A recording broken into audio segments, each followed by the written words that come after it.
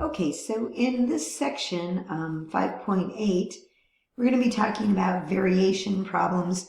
It's a section in algebra. It usually can be covered in one section, and it has to go someplace. It's in line with what we're working on. It's kind of a short section. There's three things that we're going to talk about: direct variation, indirect, and joint variation. So there's not a lot of examples in the book. I've got the examples that they've given, and I'll go through those. And then I've added a few examples at the end to give you a little bit more. So first we're going to talk about direct variation. This is how I think of it. This is my example. Say you live in the desert, and it's hot, and you sell lemonade. And so, you have a little lemonade stand and you sell these glasses of lemonade. Well, you find that when the temperature goes up, your sales go up.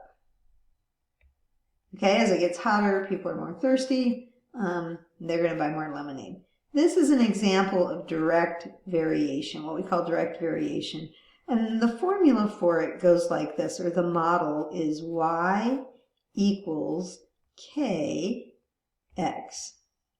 And so if we say, oh, our sales are based on the temperature, we might use S for sales, varies directly, as some k times the temperature.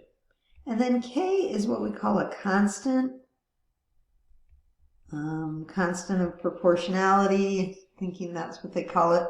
But it just represents some constant. And we could figure out what that constant is if we have enough information.